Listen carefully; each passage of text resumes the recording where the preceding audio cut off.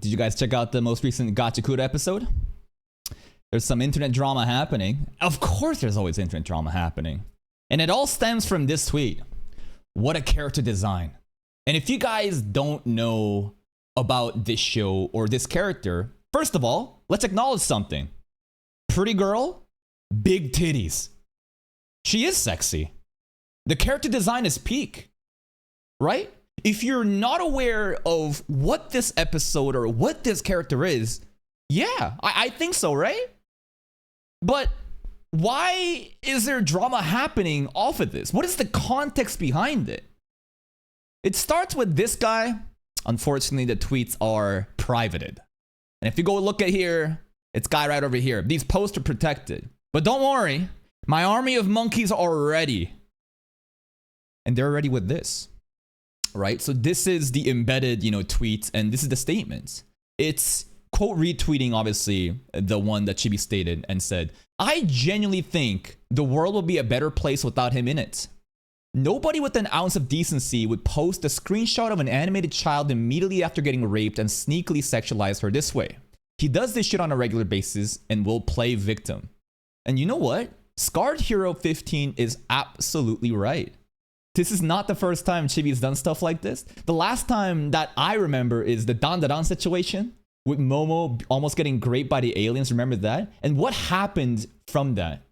Well, what happened is you got a bunch of crazy people trying to dox Chibi, hacking his DeviantArt account and posting actual CP on it, which is an insane thing. And it just, his life gets in danger of this. And I have to wonder, is it worth it? So first things first, let's explain this, right? This is a work of fiction. This girl, Amo, was sold by her mom because the mom is living in poverty and she's desperate and she's vile. She sells her to a grown-ass man, and the grown-ass man grooms Amo as a child and actively rapes her, calling it a ritual. And Amo doesn't know what's actually going wrong. She can't contextualize the act of horror happening to her, and she just lives with it. And there's even a moment in the episode where she realizes, this is my first love. It ain't so bad. And it's so sad. It's so insanely sickening to hear this girl who's been groomed and raped into rationalizing in her head that the acts that happened actually is okay. Because there's a moment where she becomes sentient and aware of oh my God, what the fuck is actually happening? So when you take a context like that, then you say, what a character design. Well, obviously he's rage baiting. It's a trending topic and it's gonna get a lot of visceral, emotional reaction from a lot of people. It's very distasteful, but it's a work of fiction. Yes, this is a work of fiction. So does that mean Chibi is actually a pro-rape, pro-pedophilia? I don't think so, because it's a work of fiction. But here's the difference, right? Because it's a work of fiction, why am I, if I were to if I'm siding with this guy, right? If I'm siding with this guy and saying what Chibi here is actually doing is outlandish, why did I actually watch the episode myself?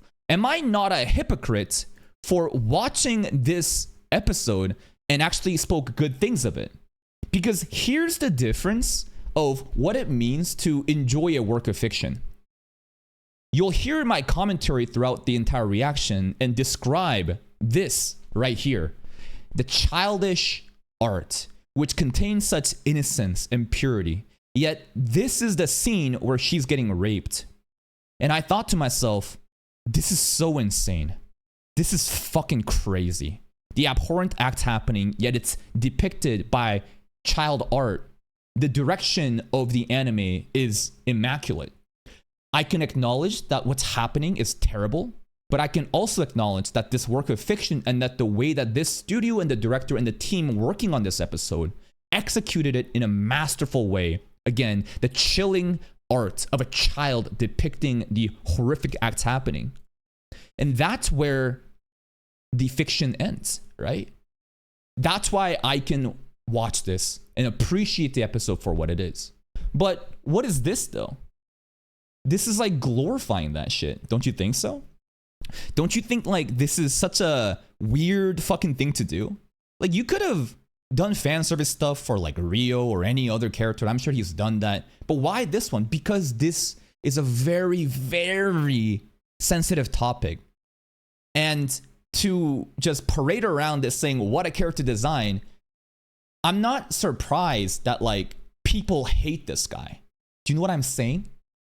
There's other tweets, but before I further illustrate my points, right? Here's some other tweets to prove that I think he knows the show, right? Manga author and animators went all on this design for ammo, much respect, as in like there was no censorship. And I agree, right? I think that censoring the character design because it's too sexy sets a precedence for censorship to happen in other different things. So, right, the Dan situation, remember at the end of season 2? Where they censor the girl's design and people are upset about that. I get it, right? I'm causing the schizos to have a meltdown about my AMA posting. Can't wait for people to say I caused the fan in a crash and burn like Dan, implying I wrote, drew, or animated the scenes they get angry about. No, you didn't write, drawn, or animated it. The mangaka did. But why is the mangaka not condemned for this horrific act by the public? Because it's a work of fiction and they're trying to show you this kind of character of how evil they are in the beginning, but you understand why they turn like that, and now you start to sympathize. And Rudo also has a great moment of development as he realized that he was wrong, she was wrong, and they can make amends. There's a bigger story beyond just that. But the difference between the mangaka doing this and Chibi doing this is that you are glorifying a fictional character getting raped and groomed for internet clicks, so that you can make a couple dollars off of it. And it's, again, doesn't mean he's pro-rape or he's pro-pedophilia, but you can't wonder why so many people hate you when you do this over and over again. You're stoking the fucking hornet's nest and there's no need to, right? Like, why do this for internet engagement? It's rage baiting at its finest. Like, what is even the point of making this tweet? There's no point other than just rage baiting, because it's either hell yeah, this fictional character got raped, she's so hot, like that's your stance. If it is, what a weird stance. It's so distasteful, right? Even if it's fictional, you can still say this is weird as fuck, and I don't really like vibe with that. But if you glorify it, then you're genuinely enjoying it, and that is sickening, no matter how fictional it is. Right? There's gotta be some sort of like common sense and rationality when dealing with even topics of fiction. Because again, if it's fiction, I can appreciate the art in the medium and talk about it in this way and continue to watch it. Doesn't make me a hypocrite. But glorifying the acts is totally different. Here's another one. Should have posted a clip of this scene instead of a screenshot and said, what a character design. Post would have hit 3 million views instead of 1.3 million. Failed opportunity. Scratch my fucking head. No, I think you should have said more than what a character design. I think you should have said, God damn, I wish I was him instead. Like, if you really want the like engagement, just say that you wish that you bought Amo instead. Some of the other stuff, anime versus manga. This is actually some crazy comparisons. Let's look at this. Man, the art style's crazy. She needs a beating.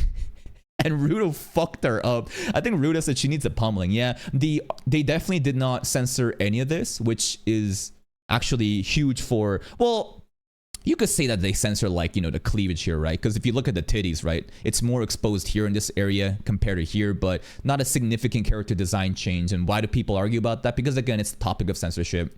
And more stuff like this, what a character design, blah, blah, blah. And Nicholas Light enters the fray. Good old Nicholas Light entering the fray. I've seen this on my timeline all day, and I can't believe how serious people can take this shit. As if the character is a real living, breathing human being, they'll say you're fine with rape and sexual harassment, all the modern day buzzwords. They're obsessed with ruining fiction by constantly forcing their politics and real world issues into it. Can't just talk shit and have fun anymore. But like, listen, Nick, I like you, man. But like, what are we doing right now? Yeah, the character isn't real. It's a work of fiction. But do you need to go out of your way to glorify a victim of rape and say, God damn, she's hot? Don't you think like there's some level of like, again, common sense, some sort of like internet etiquette? Like what are we even doing? Because what kind of person does this shit? Because it's not just talking shit. A person who posts stuff like this is either A, grifting. And in this context, grifting is actually the better outcome. Because what is grifting? Grifting basically means you are speaking about values that you don't believe in. For example, right-wing grifters are basically people who talk about conservative values when they don't actually believe in it because they know that an audience of that exists and therefore they can farm it. So if we take into this context that CHIBI is a grifter of this, that means that he is farming the gooners who would actually get aroused by an act of rape happening, no matter how fictional, and farm that engagement, but he doesn't actually support that. So in this context, right, grifting actually is a good thing. So if you're not grifting, then what's the point of this? You're farming, again, engagement for money because it's viral. And you know that it's gonna make people really upset. Why is it gonna make people upset? Because it's such a sensitive topic and you don't have to go out of your way to, like, again, glorify this shit. You could have said something like this, right? Genuinely, it could have been my commentary play-by-play where I said, what an insane, horrific act happening. Yet the art style depicting the ritual is so chilling. It's children's art, purity and innocent, but a sense of mental loss, as you can see in Amo's face. Again, animating and translating the act of rape happening. It is masterful, again, the way that this studio was able to do that.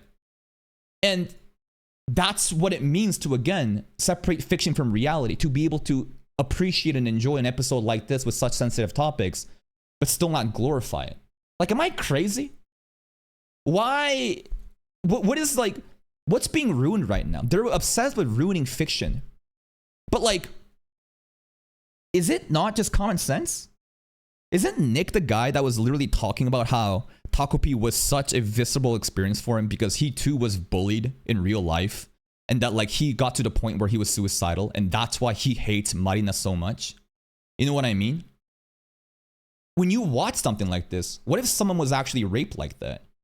Like, what if your girlfriend, what if your wife, what if your sister, what if a girl that you know was actually in this kind of situation, groomed and raped, and now you talk about this shit not mattering because it's not, like, your personal experience, right? And I'm not here trying to say, I gotcha, Nick, but, like, when you really think about the logic presented and what he's saying and the stances he's taken, it just feels to me that they're just brigading each other without really thinking about their positions, because obviously they're friends.